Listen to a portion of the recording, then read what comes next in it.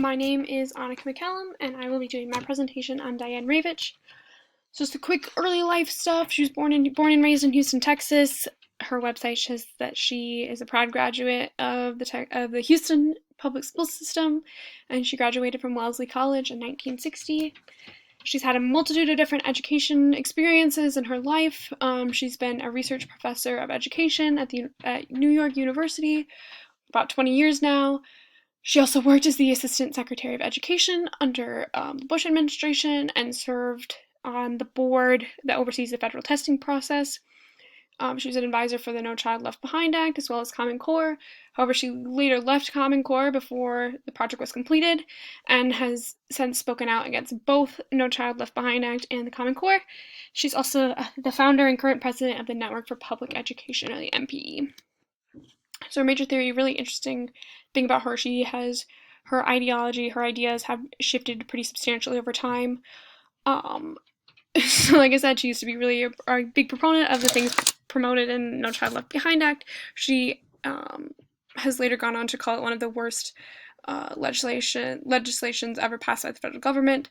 I think the Death and Life of the Great American School System does a really nice job kind of like cementing her switch in her ideas and kind of like doing a really great job to establish what her platform is, really her core ideas. And right here I've kind of broken down 3 of her big like core ideas that you'll see like recurring through all of her works. The first one is standardized testing, which she is not a fan of. She believes that test scores are more a reflection of like a child's socioeconomic situation, not the teacher ability. She believes they're used to punish teachers instead of helping students. And while she does sometimes say that they might be able to be used for like diagnostic reasons, she really doesn't think they should be used annually, and at most should be used sparingly.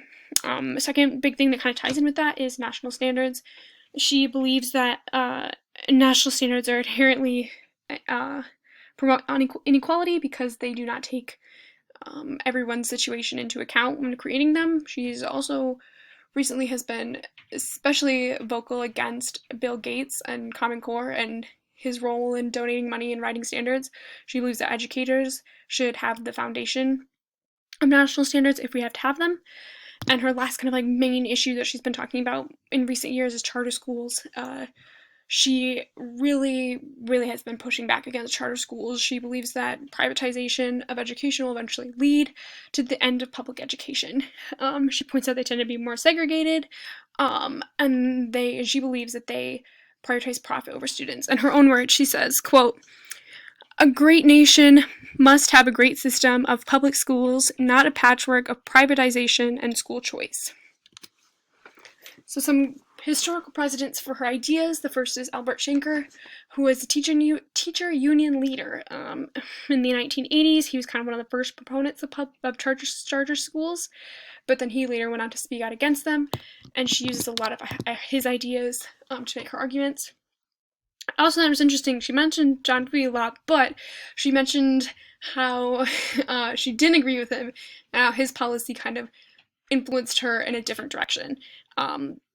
This hasn't happened so much in her later works, but definitely in her earlier work, she doesn't align herself with the progressivist movement, and she's really critical of his theories and that group's theories. So she is like currently working on all of this. So she's like all of her works have modern implications. I think one of the most interesting things will be with the new administration to see if she is invited back. If her theories are picked up by this new administration or not. Like I said, she worked for Bush and she worked under Obama, but she kind of left the Obama administration and ended up speaking out against him, so it'll be interesting to see. And the classrooms, I think that her ideas about inequality are the most applicable. So just like keeping in mind that your students come from different backgrounds, your students aren't going to be able to achieve the same things just because of like how they grew up and what they're dealing with at home. She also advocates for teaching a wider range of subjects and ideas. So like in your own classroom, trying to connect things to, poetry or art or music, in classes that maybe wouldn't utilize all of these things. She says that students who have a wider knowledge base will go on in their lives to continue to learn even more, will build upon that knowledge base. And overall, I think we should just see like you can use her ideas to be more understanding towards our students. So my own personal thoughts on her works, I agree with almost everything, all of her beliefs on the Common Core. Um, I will use these ideas to kind of advocate for more teacher involvement in any sort of standards that we have in a district and things like that. I also will try and use her ideas to kind of avoid putting my worth into standardized tests and standardized test scores and stuff. On her ideas in inequality in education, this is something that has really something that I thought about since I wanted to become an educator, in high school and college. I really did see like how poverty, how inequality can change an entire person's entire school experience. And growing up, I always thought, like equal education for everybody, like that's the way to solve poverty, like that's the way to fix everything. But I think it's also important to remember that this is kind of like she points out, this kind of a feedback loop. Like it is really hard to succeed in school if you are hungry, if you don't have time to do your homework because you have to work at a job. Like education alone isn't going to end poverty. It has to be, it has to be a collaborative work. So I want to be more understanding towards my students. I want to provide different opportunities for them, things like that. So there are some criticisms of her.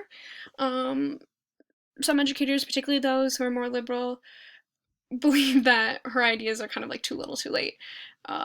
They say she's behind the curve. They say that her ideas are unoriginal. They say, hey, we've been talking about this for years. Where have you been? Some writers think that she basically only like pulls from other people and repurposes their ideas, which I can kind of see. Like nothing that she points out was like incredibly shocking to me. I really did originally disagree with her about national standards, and even still, I after reading her stuff, I understand the basis of her feelings. But as a history teacher, I think that it is very important that everyone in this country is taught using the same standards, is taught the same thing, and can be taught like a multiple of different viewpoints. But I just think that, like I said, like as a history teacher, that's something that's really important to me.